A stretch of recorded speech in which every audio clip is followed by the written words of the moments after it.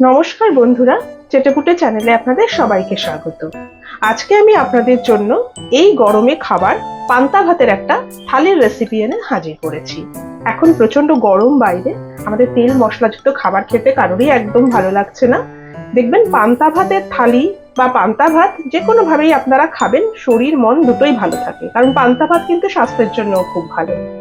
আমি পান্তা ভাতটাকে কিভাবে বানাই সেটা আমি বলে দিচ্ছি। আমি ভাত তৈরি করার পরে একটু ঠান্ডা করে ভাতের মধ্যে জল দিয়ে দিই, এভাবেই আমি পান্তা ভাতটা রেডি করি। কিন্তু আজকে আমি আপনাদেরকে সেই পান্তা ভাতেরই একটু অন্যভাবে কিভাবে করা যায় সেটা আপনাদেরকে করে দেখাবো। আমি ভাত তৈরি করে সেই এক বাটি ভাত নিয়েছি, ছোট বাটি, সেই ভাতটার মধ্যে আমি ঠান্ডা জল দিয়ে রেখেছি। দেখুন, এই যে এবার এটার মধ্যে আমি একটা জিনিস করে দেখাবো, যেটা দেখবেন খেতে সত্যি খুব ভালো লাগে। তার জন্য আমি এখানে দিয়েছি 1 টিস্পুন সাদা তেল। এবারে আমি এই তেলটা গরম হতে হতে আপনাদেরকে আরো একটা জিনিস আমি দেখিয়ে দিই।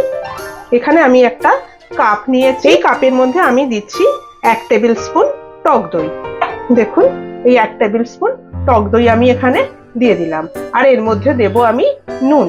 নুনটা ভাতে যেরকম খাবেন সেরকম বুঝে নুনটা দেবেন। 1 টেবিল স্পুন টক দইয়ের সাথে 1 টেবিল স্পুন জল মেশাতে হবে। দিয়ে এই যে আমি মিশিয়ে নিয়েছি, এবার এটাকে আমি ভালো করে গুলে নিচ্ছি। এটা ঘোলের মতো তৈরি হবে। এই টক দই আর জল আর নুনের এই যে মিশ্রণ, একটা ঘোলের মতো আমি করে রেখেছি। এই মিশ্রণটাকে এবারে আমি এই ভাতটার মধ্যে ঢেলে দিচ্ছি। এটা আমার হয়ে গেল দই পান্তা। ভালো করে এবার আমি ভাতের সাথে এটাকে মিশিয়ে দিচ্ছি। এটাকে আরো একটু টেস্টি করে তোলার জন্য এবারে আমি এখানে একটা তড়কা দেব। এটাকে আমি সাইডে রাখছি, রেখে আমি আপনাদেরকে দেখাচ্ছি। দেখুন, আমি যে কড়াতে 1 টিস্পুন তেল দিয়েছিলাম, সাদা তেল, সে তেলটা কিন্তু আমার গরম হয়ে গেছে। এবারে এখানে আমি দিচ্ছি একটা শুকনো লঙ্কা, আর দিচ্ছি 1/2 টিস্পুন কালো সর্ষে।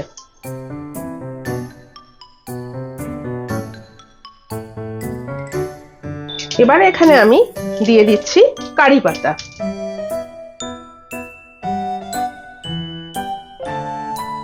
দেখুন, যে কারি পাতা সর্ষের এটা আমি তৈরি করেছিলাম তরকাটা, সেটা এবারে আমি এই ভাতটার মধ্যে দিয়ে দিচ্ছি। ভালো করে একটু মিশিয়ে দিচ্ছি। দেখুন, তাহলে আমার রেডি হয়ে গেল দই পান্তা। এমনি জল ঢালা যে পান্তা ভাত হয় সেটা একরকম স্বাদ, কিন্তু এটা এইভাবে একবার করে দেখবেন, এর স্বাদটা কিন্তু একদমই অন্যরকম। সত্যিই খুব ভালো খেতে লাগে। শুধু পান্তা ভাত খেলে তো হবে না, এর সাথে আরো কিছু জিনিস আমাদের লাগবে খেতে। এবার আস্তে আস্তে সেগুলোই রেডি করি। তাহলে চলুন পরের স্টেপে যাই। আবার আমি গ্যাসে কড়াই বসিয়ে দিয়েছি। এখানে আমি 2.5 টেবিল চামচ রিফাইন্ড অয়েল দিয়েছি। তেলটা গরম হয়ে গেছে। এবার আমি এখানে একটা ধনেপাতার বড়া ভেজে দেখাচ্ছি। এই জন্য আমি এখানে 2 টেবিল চামচ বেসন নিয়েছি। বেসনটাকে সামান্য একটু নুন আর 1 চিমটি খাবার সোডা দিয়ে আমি গুলে নিয়েছি। এটার মধ্যে আমি ধনেপাতাটাকে ভালো করে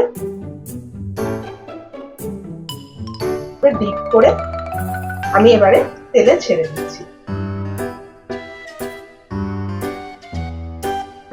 দেখুন, এই ধনেপাতার বড়াটা হতে হতে এর মধ্যে আমি ছোট ছোট করে একটু নারকেলের বড়াও ভেজে নিচ্ছি। আপনারা চাইলে মুসুর ডালের বড়াও কিন্তু ভাজতে পারেন।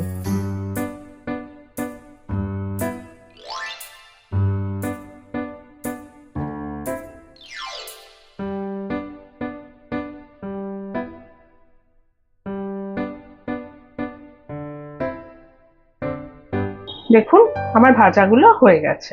পান্তা ভাত খাবো আর আলু মাখা থাকবে না, সেটা তো হতে পারে না। সেই জন্য আমি এখানে 2টো আলু সেদ্ধ করে নিয়েছি। এর মধ্যে আমি দিয়েছি পাকা লঙ্কা কুচি, পেঁয়াজ কুচি, আর স্বাদ মতো নুন, আর দিয়েছি সর্ষের তেল আর একটা শুকনো লঙ্কা, যেটাকে আমি তেলে ভালো করে ভেজে নিয়েছিলাম। এবার এটা দিয়ে আমি আলুটা ভালো করে মেখে নিচ্ছি।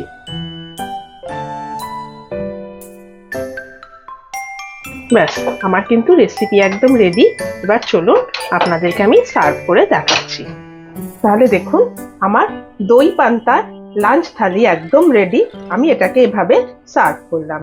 পান্তা ভাতের সাথে এখানে গন্ধরাজ লেবু, কাঁচা পেঁয়াজ সবটাই আছে। এখানে আলু মাখা রয়েছে, ধনেপাতার বড়া রয়েছে, নারকেলের বড়া রয়েছে, আর এখানে রয়েছে আলু আর চিজ একসাথে মেখে আমি একটা বড়া করেছি। এই রেসিপিটা আমি আপনাদেরকে পরে শেয়ার করে দেবো। তাহলে কেমন লাগলো আমার আজকের এই লাঞ্চ থালি অবশ্যই কিন্তু আমাকে কমেন্ট করে জানাবেন।